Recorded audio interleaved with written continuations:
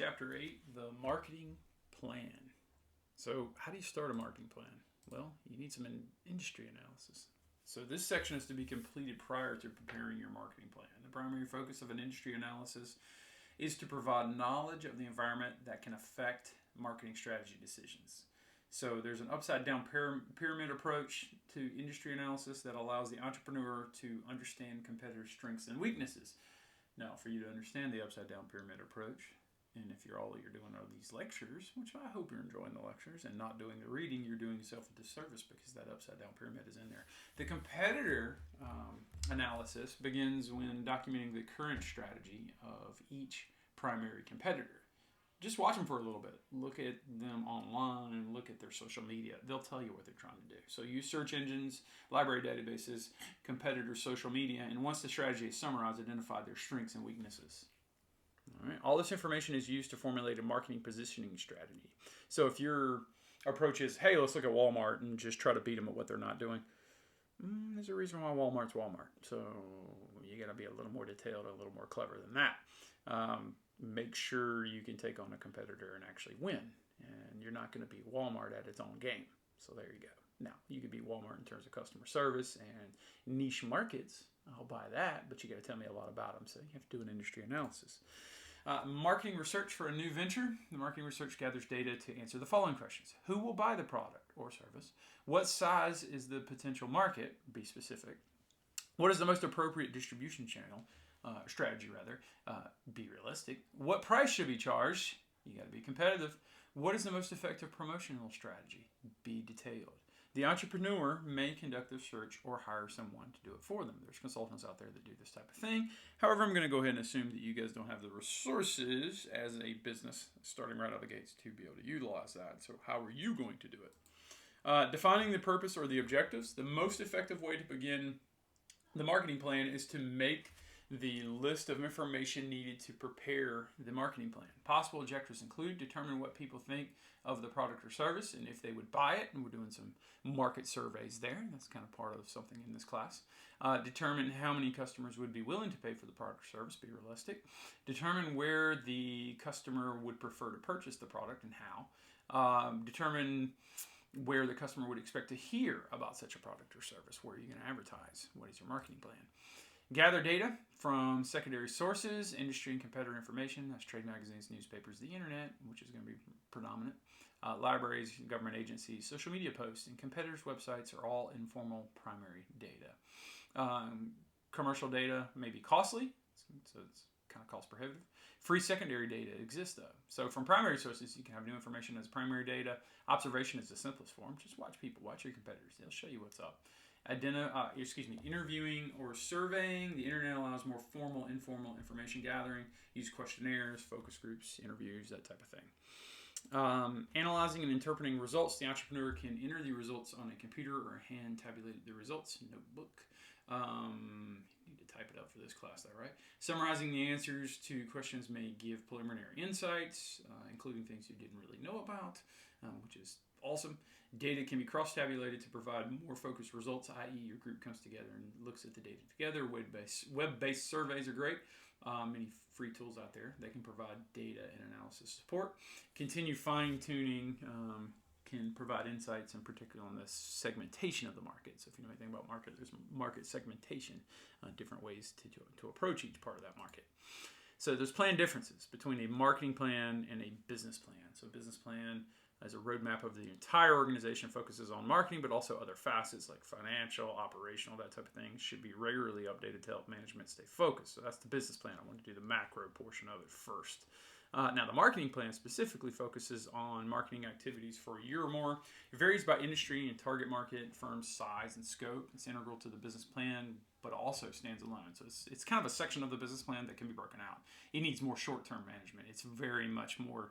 Both of them are dynamic, meaning they change, but the marketing plan is super dynamic within the business plan. So understanding the marketing plan establishes how the entrepreneur will compete and operate in the marketplace. After establishing marketing strategies, costs will be assigned to each strategy. The marketing plan should answer 3 basic questions. Where have we been? Where do we want to go in the short term? And how do we get there? So A to B to C to Z. The marketing plan should be a guide for implementing marketing decisions and not just generalized superficial documents. Generalized and superficial documents in this MBA level course will not garner much credit. Characteristics of a marketing plan. An effective marketing plan provides a strategy to accomplish the mission, is based on facts and valid assumptions that are supported, and describes an organization to implement the plan, provides for continuity. You want to be consistent in your messaging. It's simple and short, but it may be simple and short, but it's also flexible, but it's also effective, and it's also clever. I give extra points for clever. So smart insights, not, hey, we're going to market this. That's not an answer. Specifies performance criteria that can be monitored and controlled. So they're very smart goals. They're specific, measurable, attainable, etc. The marketing system the marketing system must first be understood. Be aware of external and internal variables that may affect marketing decisions. The marketing mix includes product, price, distribution, and promotion. After the implementation, the plan should provide feedback on plan effectiveness. Did it work? What went well? What did not go well? How do you reinforce what went well? How do you repair what did not go well? So when you're preparing a marketing plan, define the business situation, situational analysis reviews where the company has been and considers factors, define in their market environment and industry analysis. Define the target market, if I could speak. Opportunities and threats. There should be a good idea of who the target market will be specific, and how many are there. Market segmentation divides the market into homogeneous groups. So you have kind of groups of a pie and how you're going to reach them. To segment and target customers, decide what general market industry you wish to pursue. Divide the market on customer characteristics or buying situations. Select segments to target. Develop a marketing plan that integrates the parts of a marketing mix. So be specific. If you're let's say you're a moving company, who do you target? Are you going to target real estate brokers who are dealing with people who are about to move? Do you try to reach the movers directly? Do you sit in the Lowe's parking lot and just hand out cards? That seems kind of inefficient. But how do you find your customers? Do you just advertise and hope they show up? Or do you get a little more aggressive with your marketing plan and, figure out a way to hang out in Lowe's at the section where people are buying moving boxes? It feels a little creepy. I think I would go with the mortgage brokers and dealing with people who just bought a house. That's pretty specific. Then give me some data on it. Consider your strengths and weaknesses. The entrepreneur must consider strengths and weaknesses in the target market. In the shuttle example, the primary strengths are there's no existing competition. The company has, and this is straight from the book, I'm sorry, should have mentioned that. There's no existing competition. The company has support of local schools. It's usage-based. It's an excellent match to the projected target market. I'll let you read about that. The primary weaknesses are an inability to gain complete credibility in town because you're brand new. Success depends heavily on the reliability of its drivers. Yeah, man, that's true of everything. Your workers kind of set the tone. If they're not setting a great tone, people won't use you again. Strengths and weaknesses will vary with an international market. So establishing goals and objectives. The entrepreneur must establish realistic, specific marketing goals and objectives. These answer the question, where do we want to go? Goals should be specific things like market share, profit, sales, etc. Not all goals and objectives are quantifiable, such as researching customer attitudes and improving packaging. Just being committed to higher levels of customer service is kind of hard to measure that, but how do you make sure your folks are doing that type of thing? Limit the number of goals to between 6 and 8. Too many goals make control and monitoring pretty difficult. Define your marketing strategy and action programs. Marketing strategy and action decisions answer the question, how do we get there? And reflect on variables in the marketing mix, product or service. Describe the tangible and intangible characteristics. Pricing, the combination of total cost and profit margins. Consider 3 important elements: cost, markups, and competition. Per unit costs include actual costs and overhead. Some industries use a marketing standard markup, or use desired profit margin. That's the biggest thing. People are like, hey, we want profit, but you got to do such an industry analysis that you realize most companies make about this much. How do we figure out a way to make that much, either making our product or service less expensive for us to provide, or nimble enough for us to make a smaller profit and undercut our competitors? and how do we survive through 3+ years with that? Or do you charge a premium, but your product or service is so good and your marketing strategy is going to be so awesome that people will pay more for your product or service because it's just that much better? There's a lot of different approaches that you could you could take there. So be specific on your approach. Unique benefits allow for higher prices than their competitors, which we just talked about. Distribution provides utility. Utility in economics is known as happiness, so satisfaction, happiness. Man, that was a good meal. I'll come back here type stuff. Market concentration, product attributes that affect the channel decision. Middlemen and manufacturer representatives are an option. So who do you utilize in delivery of your product or service? Promotion informs the customers about the product, how, where, when, what you're going to use there. Marketing strategy, consumer versus business-to-business market, so B2B. Marketing strategy decisions for a consumer product vary from the decisions of business-to-business products. So businesses selling to other businesses. If your product is selling to a consumer, it's a little bit different. Consumer products involve sales to households for personal consumption.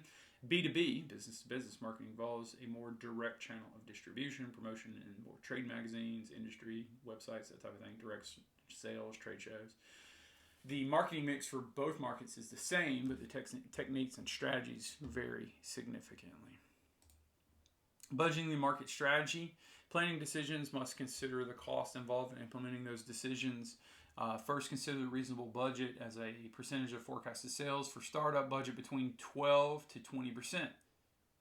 So make sure your projections are looking somewhere in that window. Next, provide a breakdown of the marketing costs. Finally, review each cost for effectiveness and allocate portions of the marketing budget to each cost. The budget will be useful in preparing the financial plan. See, the financial plan as a whole is very intimidating, but if you start breaking it out into different segments, like, hey, we're going to do 18% of it on our marketing, we're going to do 22% on this and 30% on this, you start to break down that financial plan into manageable steps, and then you bring it all back together, and voila, you have a financial section. That's just my bit of encouragement there. Implementing and monitoring the market plan. The plan is meant to be a commitment to specific strategy. A commitment is to make needed adjustments is also valuable. Someone should be assigned responsibility of coordinating and implementing the plan. I imagine you guys are divvying it up that way anyway. Monitoring of the plan involves tracking specific results, so you have to have trackable results. What is monitored depends on your specific goals and objectives. Remember, those are like 6 to 8 goals and objectives, and they need to be SMART goals, so they're specific, measurable, attainable, etc. The entrepreneur must be prepared for contingencies. If anything we've been taught in the age of a pandemic, it's contingencies. Appendix 8A, Chapter 8. This is straight out of the reading. And any strategy that involves the use of social media should be planned and considered in part of any promotional efforts, i.e. Step 1, identify the target market, determine what social media platform they prefer. Not a lot of people over 50 on TikTok, for example. Step 2, identify the social networks relevant to your audience. Maybe TikTok is it, maybe Instagram, social media, what platform are you using? Step 3, effective social media plans. Start with a company website. What's that look like? You don't have to start a company website if you don't want to. I mean, you could do like a free GoDaddy website if you really want to impress me on this thing, on your plan. But you could do a mock website and in a Word document or on a PDF and include that in your appendices. Post information on a regular basis. Address negative posts immediately. What's your plan for all this? If you open this can of worms, assess and analyze the effectiveness of the plan, and most platforms have reporting tools. Facebook, if you've ever run a business, Facebook and Instagram obviously linked, same parent company, Meta, but they provide incredible data on reach and who's looking at your stuff and if your posts are being effective. Pitfalls of social media. Social media requires the cultivation of relationships, which takes time. Allocate time each day for reviewing, responding, and updating. Avoid using all posts for promoting your brand. About 1 in 7 should promote your brand, even though Facebook would love for you to promote every post. It is easy to avoid setting goals for a social media plan, but you need one. People just kind of fall off the hip with their social media. You need like a stated plan for the month, for example, and to be able to adjust.